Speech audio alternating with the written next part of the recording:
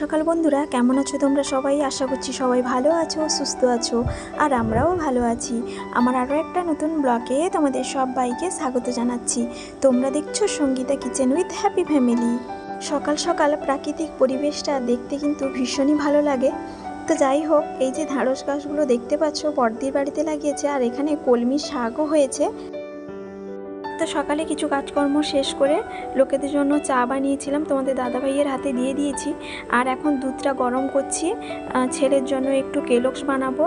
আর যে চাটা আমি রেখেছিলাম সেটা আমি একটু খেয়ে নিচ্ছি। আর তোমাদের দাদাভাইয়ের জন্য লিকার চা করেছিলাম, ও খেয়ে কিন্তু চাটা নিয়ে গেছে।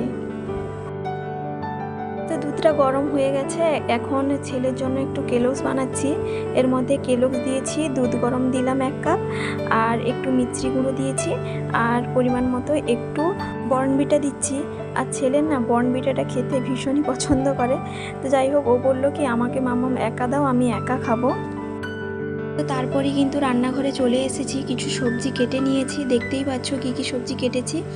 আর আজকে নিরামিষ, তো তার জন্য আজকে ভাবলাম কি যে লোকেদের জন্য একটু ছাঁকাছাঁকি করে দেব, বেগুনি আর কুমড়ো ছাঁকা করে দেব, কারণ সব সময় তো আর দেওয়া হয় না। তো আজকে ভাবলাম একটু ছাঁকা করে দিই। তো তার জন্য কিন্তু রান্নাঘরে তাড়াতাড়ি এসে ভাতটা বসিয়ে তারপরে সবজিটা কেটে ছাঁকাগুলোকে বসিয়ে দিচ্ছি। আর এই বেসনের মধ্যে হলুদ গুঁড়ো, লঙ্কা গুঁড়ো, একটু খাওয়ার সোডা দিয়েছি, চালের গুঁড়ো একটু দিয়েছি, লবণ দিয়েছি পরিমাণ মতো, কাঁচা লঙ্কা আর জিরে দিয়েছি। আর এতে চালের গুঁড়ো দিয়েছি তার কারণ হচ্ছে বেশিক্ষণ পর্যন্ত মুচমুচে ভাবটা থাকবে, আর একটু কড়া করে ভাজলে অনেকক্ষণ কিন্তু মুচমুচে থাকবে, খেতে কিন্তু বেশ ভালো লাগবে। তো তার জন্য চালের গুঁড়োটা আমি করে রাখি, যখনই বড়া করি তখনই কিন্তু চালের গুঁড়োটা মিশিয়েই করি। তো যাই হোক, একদিকে আমি বেগুনি বসিয়েছিলাম আর একদিকে আমি সয়াবিন সেদ্ধ বসিয়েছিলাম। সয়াবিন সেদ্ধটা হয়ে গেছে, তারপর আমি আলুটাও সেদ্ধ বসিয়ে দিয়েছি। তো যাই হোক, সব বেগুনিগুলো ভেজে নিয়েছি, তারপর কুমড়োটা যে কেটেছিলাম সেটাও পরপর করে ভেজে নেব। আর বন্ধুরা, প্রতিদিনের মতো আবারও বলছি, আমার আজকের এই ব্লগটা কেমন লাগছে অবশ্যই কমেন্ট করে জানাবে। যদি কোথাও একটুকু ভালো লেগে থাকে একটা লাইক দিতে ভুলো না। যারা এখনও সাবস্ক্রাইব করনি প্লিজ একটা সাবস্ক্রাইব করার অনুরোধ রইল। আর যারা অলরেডি সাবস্ক্রাইব করে দিয়েছো তাদেরকে অসংখ্য অসংখ্য ধন্যবাদ। তো যাই হোক, বেগুনি আর কুমড়ো ছাঁকা হয়ে যাওয়ার পর আমি ওইদিকে পটল ভাজা বসিয়ে এদিকে মিস্ত্রিদের জন্য আমি বাটিতে করে বড়াগুলো দিয়ে দিয়েছি। তোমাদের দাদাভাই নিয়ে যাচ্ছে। আর তোমাদের দাদাভাইকে বলেছিলাম যে আমি তো সকালে সেরকম বাড়িতে থাকি না, রান্নাও করে দিতে পারি না, তুমি মিস্ত্রিদের জন্য চানাচুর আর ঝুড়ি নিয়ে আসবে। তো তার জন্য তোমাদের দাদাভাই নিয়ে এসছে, আর ওটাও সঙ্গে নিয়ে গেল। তো যাই হোক, এদিকে আমি রান্নাটা করে নিচ্ছি। তো পটল ভাজা হয়ে যাওয়ার পর তুলে নিয়েছি, তারপর আমি সয়াবিন ভাজাটা বসিয়েছি। আর এদিকে বাটিটক যে রান্না করব, বাটিটকের মধ্যে সরু সরু করে আলু আর টমেটো কেটেছি, 4 মগজ সরিষা বাটা দিয়েছি, হলুদ গুঁড়ো, লঙ্কা গুঁড়ো দিয়েছি, পরিমাণ মতো লবণ দিয়েছি, কাঁচা লঙ্কা দিয়েছি, আর বেশি করে একটু কাঁচা সরিষার তেল দিয়েছি, দিলে বাটিটকটা খেতে ভালো লাগে। তো যাই হোক, সয়াবিনের মধ্যে আলু দিয়ে আলু আর সয়াবিনটা ভালো করে ভেজে নামিয়ে নিয়েছি। তারপর আমি সয়াবিন আলুর তরকারিটা বসাচ্ছি। তো মশলাটা ভালো করে কষিয়ে নিয়েছি। এখন সয়াবিন আর আলুটা যে ভেজে রেখেছিলাম সেটা দিয়ে ভালো করে কষিয়ে জল দিয়ে দিলাম। আর এদিকে টমেটোর যে বাটিটক বসিয়েছিলাম ওইটাও হয়ে গেছে। তো এইদিকে সয়াবিন আলুর তরকারিটা হয়ে গেছে, নামিয়ে নিয়েছি। আর সব কিছু রান্নাবান্না রেডি। এখন তোমাদের দাদা ভাই অফিস যাবে, তো তার জন্য ভাতটাও বেড়ে নিয়েছি, ওকে খেতে দিয়ে দিলাম। আর ও খাচ্ছে, ছেলেকেও খাওয়াচ্ছে, আর আমিও অল্প করে খেয়ে ডিউটি চলে যাব এখন। আর আমরা যখন দুজনেই অফিস চলে যাই তখন কিন্তু সৌম্যকে খাইয়ে তার বড় মা সেজমার কাছে রেখে দিয়ে যাই। তো যাই হোক বন্ধুরা, সকালে তো ডিউটি চলে গেছিলাম, এখন হচ্ছে বিকেলবেলায়। তো এখন বেরিয়েছি একটু শনি মন্দিরে পুজো দিতে যাব বলে। সৌম্য ঘুমিয়েছে, আর তোমাদের দাদাভাইকে বলেছিলাম, তোমাদের দাদাভাই বলছে কি আমার পড়ানো আছে, এখন যেতে পারবো না, যদি যাই রাত্রিবেলায়। তো তার জন্য ভাবলাম যে সৌম্য যেহেতু ঘুমিয়ে গেছে, আমি একা গিয়েই পুজো দিয়ে আসি 3 জনের নামে। যখন একটু সময় পাই পুজো দিয়ে আসি। আর তোমাদের দাদাভাইয়ের ভরসায় থাকলে তো সেরকম আর পুজো দেওয়া হয় না। তো তোমাদের দাদাভাই ভরসায় থাকলে কিন্তু ওর টাইম অনুযায়ী যেতে হবে, আর আমার টাইম অনুযায়ী আর হয় না। তো তার জন্য ভাবলাম একা গিয়ে পুজোটা দিয়ে আসি। তো এখানে এসে যা যা জিনিস লাগবে তো ওইগুলো নিয়ে নিয়েছি। আর শনি মন্দিরে আসা মানে তো তিল আর সরিষার তেলের প্রদীপটা তো অবশ্যই নিতে হবে। আর মোমবাতি নিয়েছি, আর মিষ্টি ভোগ নিয়েছি, আর একটা মালাও নিয়েছি। তো এখানে ব্রাহ্মণ ঠাকুরমশাই পুজো দিচ্ছেন, তো এখানে এসে পুজোটা দিচ্ছি এখন। আর ঠাকুরমশাইকে জিজ্ঞেস করছি যে প্রদীপটা কি এখন জ্বালিয়ে দিব, মোমবাতি কি এখন জ্বালিয়ে দেব। তো ঠাকুরমশাই বললেন যে জ্বালিয়ে দাও, তারপরে পুজোটা এখানে এসে দেবে। তো ঠাকুরমশাই ঠাকুরমশাই বললেন প্রদীপ আর ধূপ যে নিয়েছো ওইটা কিন্তু বটগাছের নিচে জ্বালিয়ে দাও। তো তার জন্য বটগাছের কাছে এসছি, এখানে ধূপ আর মোমবাতি জ্বালিয়ে দিচ্ছি। আর প্রদীপটা যে আছে প্রদীপটা কিন্তু এইখানে রেখেছি, এই বক্সের মধ্যে জ্বালিয়ে রেখে দেব।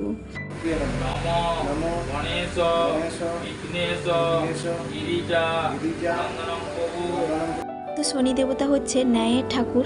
তুমি যদি দোষ করো তাহলে কিন্তু তোমাকে শাস্তি অবশ্যই পেতে হবে, আর তুমি যদি ভালো কাজ করো তাহলে কিন্তু ভালো ফল অবশ্যই পাবে। তো যাই হোক, তো এই মন্দিরে পুজো দেওয়া কমপ্লিট, এখন বাড়ি যাব। আর ভাবলাম বটগাছে একটু প্রণাম করে আসি, তো তার জন্য বটগাছে প্রণাম করে এখন বাড়ি চলে যাব। তো বাড়ি যাওয়ার সময় ভাবলাম কি এখান থেকে একটু আম নিয়ে যাই, তো তার জন্য এখানে আম কিনছি।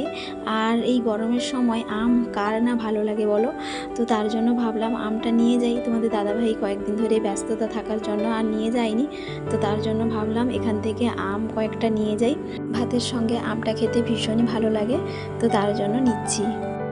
তো যাই হোক, বাড়ি চলে এসেছিলাম আর সোমও ঘুম থেকে উঠে পড়েছে, তার বাবা যেহেতু ছিল তার জন্য আর অসুবিধে হয়নি। আর এসে দেখছি কি যে কি কাজ হয়েছে দেখলাম, উপরের সিঁড়িটাও হয়ে গেছে যেটা বাকি ছিল। আর এদিকে দেখছি রান্নাঘরের কিন্তু গ্যাস টেবিল, সিঙ্ক যে বসবে সেই টেবিল, সেটা কিন্তু হয়ে গেছে। আর দেখে কিন্তু ভীষণই ভালো লাগছে, বেশ আনন্দও লাগছে, কারণ রান্নাঘরটা হচ্ছে মেয়েদের একটা সব থেকে প্রিয় জায়গা। আমার তো ভীষণই পছন্দের জায়গা হচ্ছে রান্নাঘর, তো তার জন্য দেখে বেশ ভালো লাগছে। আর ওই দিকে একটা সিঙ্ক বসবে বলে একটু উঁচু করা হয়েছে, দেখতেই পাচ্ছ। আর এদিকেরটা একটু নিচু হয়েছে কারণ গ্যাস টেবিল বসবে, তো তার জন্য তো আমার সুবিধে অনুযায়ী করেছি। তো যাই হোক, বেশ ভালো লাগছে দেখতে, তোমরা দেখতেই পাচ্ছ। আর ওইদিকে যে আলমারি তাকটা হবে ওটা এখনও হয়নি দেখলাম, কারণ এইগুলো কিন্তু কেটে বসাতে অনেকটা সময়ও লেগে যায়। আর এদিকে বাথরুমের যে টাইলস যেটা একটু বাকি ছিল সেটা দেখলাম বসে গেছে, আর নিচেও গ্রানাইটটা বসে গেছে দেখলাম। তো প্রত্যেকটা জায়গায় দেখছি একটু একটু করে কাজ হচ্ছে, একটা জায়গায় কিন্তু পুরোটা কমপ্লিট করছে না। তো প্রত্যেকটা জায়গায় টুকরো টুকরো যে জায়গাগুলো থাকছে সেটা কিন্তু পরে করার চেষ্টা করছেন ওনারা।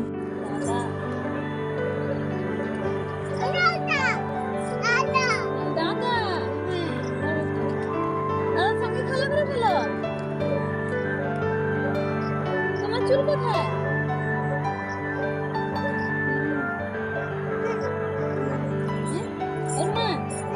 ওর মাথায় চুল আছে, তোমারও মাথায় চুল হয়ে যাবে। তোমার একটু চুল আছে, বোনের একদম চুল নেই, বোনের চুল হয়ে যাবে।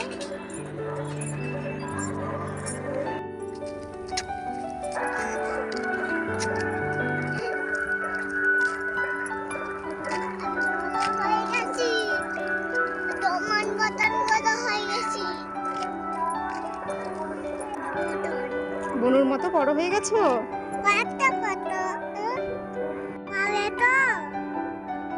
দাদা কি বলছে? হ্যাঁ বলো, হ্যাঁ বলো।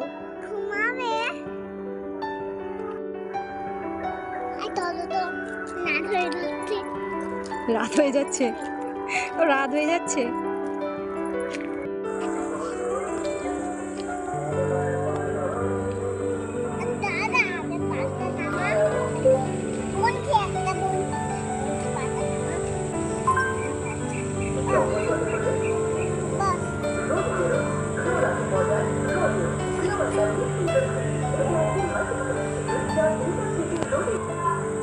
চলো বাড়ি চলো, ছেড়ে দিয়ে আসি।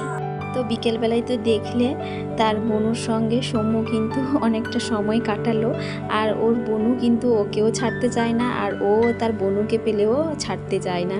তো ভাই বোনের কিন্তু সম্পর্কটা বেশ ভালো। আর ওর বনু আমাদের বাড়ির দিকে এলে ও আর বাড়ি যেতেও চায় না। তো যাই হোক, বাড়ি এসে তোমাদের দাদা ভাইয়ের জন্য একটু লিকার চা করে দিয়েছি, আর আমি একটু দুধ চা খাচ্ছি। তারপরে না কয়েকটা চক্কস ছিল, তো সেগুলো সমু দেখছি কয়েকদিন ধরে খাচ্ছে না, তো তার জন্য ভাবছি এগুলো নষ্ট হয়ে যেতে পারে।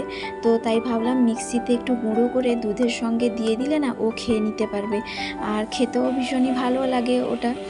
ও পছন্দ করে, কিন্তু ও এখন দুধের সঙ্গে সেরকম খেতে চাইছে না। তো যখনই ও কেলস খাবে তখন একটু দুধের সঙ্গে মিশিয়ে দিলে না ও খেয়ে নেবে, আর এই জিনিসটা নষ্ট হবে না। তো তার জন্য গুঁড়ো করে এই কৌটোর মধ্যে রেখে দিলাম। আর এই যে রাত্রিবেলায় একজনের বাড়িতে মহোৎসব হয়েছিল দুপুরে, তো শেষদি বড়দি গিয়েছিল, তো তারা প্রসাদ নিয়ে এসেছিল। তো তার জন্য ভাবলাম যে রাত্রি এটাই খেয়ে নেব। আর তোমাদের দাদাভাই বলল কি ভাত প্রসাদটা খাবে না, মুড়ি খাবে। তো তার জন্য ওকে মুড়ি দিয়েছি, আর আমি ভাত যে প্রসাদটা ছিল ওটা খাচ্ছি, ফ্রিজে রাখা ছিল। তো যাই হোক, রাত্রিবেলায় খাওয়া দাওয়া শেষ করে এখন বাসনগুলো মেজে নিয়েছি। আর আমি এঁঠো বাসনগুলো ফেলে রাখি না, প্রতিদিন রাত্রিবেলায় মেজে রেখে দিই। তো যাই হোক বন্ধুরা, ব্লগটা এখানেই শেষ করছি। সবাই ভালো থাকবে, সুস্থ থাকবে, আবারও দেখা হবে।